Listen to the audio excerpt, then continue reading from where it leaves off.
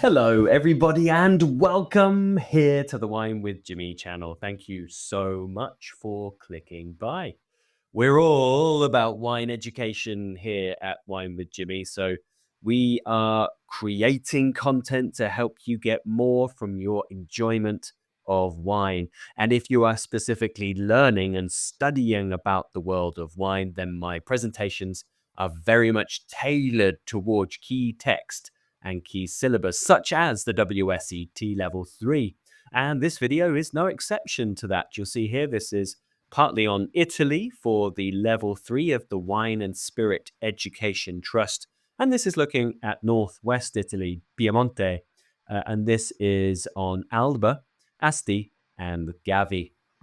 So this is just going to be a small two-parter. I'm going to go through the theory of Alba, Asti, and Gavi in this presentation with a very small short written question, but video 2 will go into much more depth on short written questions. So to really practice your knowledge that you've learned and apply that to an examination format to give you the confidence to start answering these questions around the WSET Level 3. If you do have any comments or questions, you know what to do. Please make sure you comment on this video below.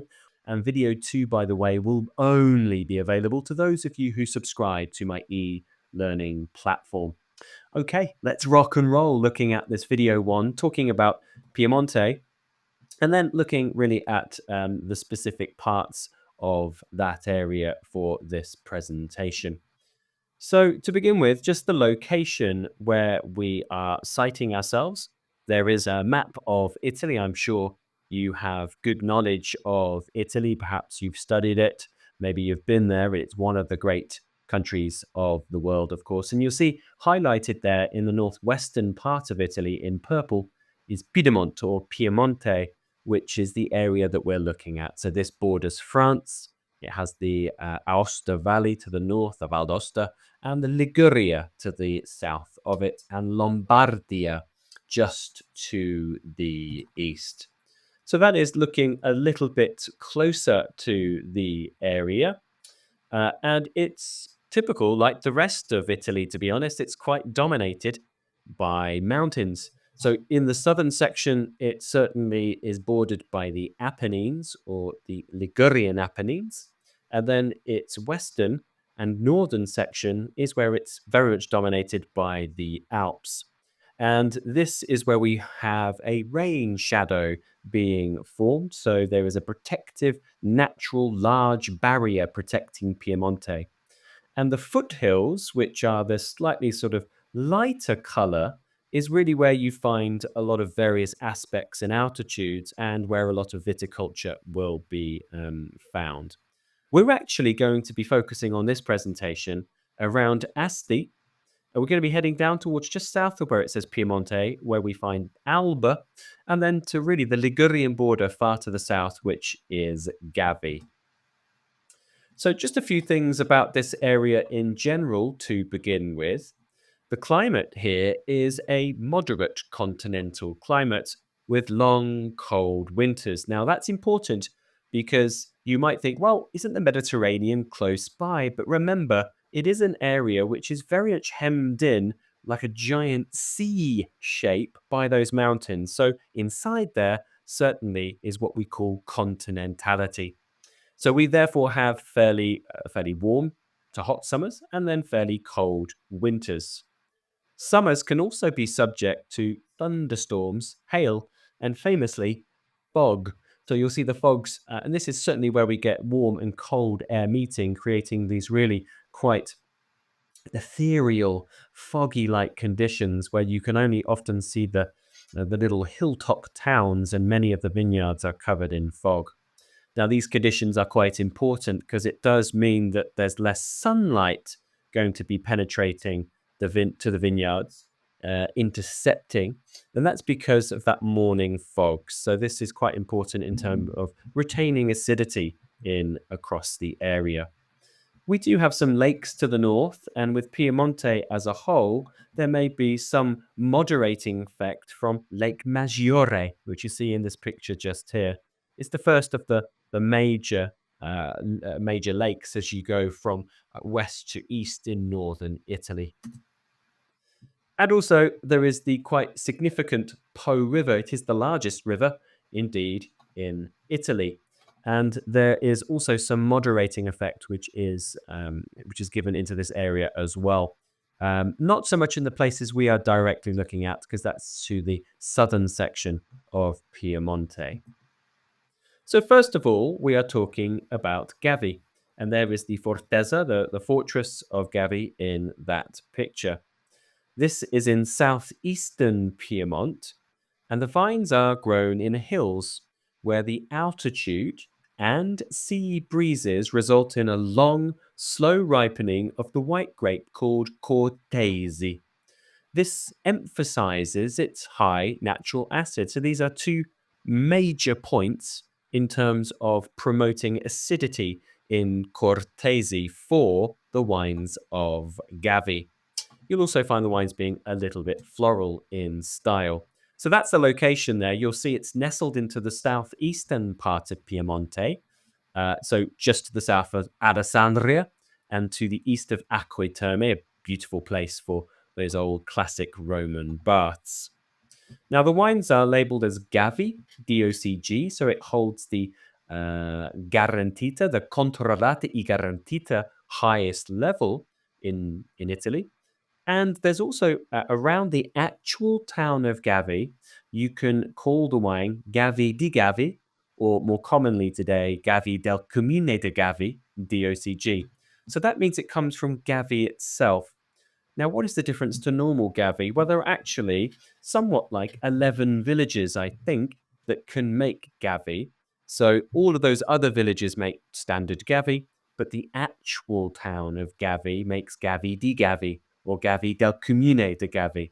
All wines, though, are a DOCG. Now, protective winemaking is very much the normal practice here, with cool fermentation in stainless steel. But some producers, of course, who wish to make a more complex expression, will use old oak vessels, such as large oak formats, for fermentation, and then maybe lees stirring to add complexity to the wines.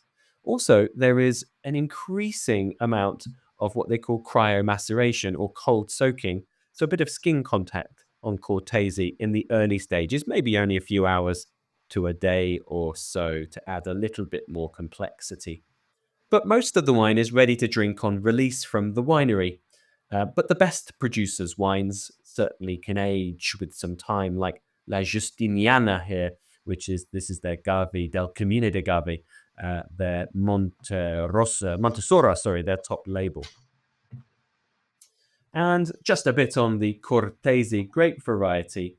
The wines are pale, generally, light-bodied, with high acidity, remember, because of the altitude and sea breezes, and they tend to have sort of a citric green and pear note with a little bit of florality behind it. Don't worry about the oak in the background now, that is very uncommon of this area. We're now going to move up towards the city of Asti, a beautiful city, very well known for horse racing. This is a larger, expansive area to the east of Torino, south of Vercelli, and to the west of Alessandria. The wider area around this Asti, and also Alba, which is in the Cuneo province just to the southwest, is the home to a number of DOC and DOCGs.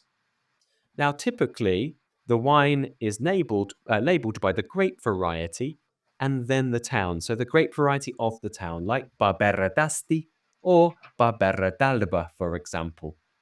The black grape variety Barbera is the most widely planted variety and is used to produce, of course, Barbera d'Alba, DOC, and Barbera d'Asti, DOCG. And this one is what we're highlighting here. So this is Barbera of the city of Asti, of the highest level of quality, DOCG, Controllata e Garantita. And you'll see actually a superiore here, which is one of the highly regarded expressions. Now, the Barbera d'Asti DOCG is regarded as higher quality than Barbera d'Alba because it is the best grape of that area, whereas Barbera is secondary to Nebbiolo around the town of Alba. This red area here, which is either side of the Tanaro River, which ends up in the River Po, is our Alba area for Barbera d'Alba. And that's what you see just here. So there's a Barbera d'Alba label. These wines are very good as well, but there is a higher peak of quality with the Barbera d'Asti, DOCG. Barbera is the grape variety. It's a late ripening variety with medium to deep color, low to medium tannins, but a high acidity. And that combination of tannin and acid makes these wines fairly drinkable, certainly at the more commercial end. Typically, we'll find red cherries, plums, and sometimes even an element of black pepper. The wines are made in two styles. We'll have youthful and fruity with no oak, and they tend to be, of course, friendly on the wallet. But then there are heavily extracted, lower yielding sites that tend to give barrel aged, spicy characteristics and sometimes darker fruit. And it's final to talk about the similar area, but just on one side of the Tanaro River to the south, and that is for Dolcetto d'Alba. Dolcetto, the grape variety, is also widely planted. It is earlier ripening than Nebbiolo and Barbera, so therefore can be planted on the cooler sites, so here, but also going even further south into the mountains around places like Dogliani. Dolcetto d'Alba DOC, which you see with the bottle on the right-hand side, tends to make some of the finest expressions. So what do we expect with Dolcetto? The wines often have this really quite deep purple colour to them, with medium to high tannins, which can be quite bitter on the finish, and a medium acidity. Often black plum, red cherry, and dried herbs can be found in these wines. I often find a bit of a purple touch to it as well, like violet or even lavender. Both Barbera and Dolcetto can be drunk young, but the best examples can age for several years.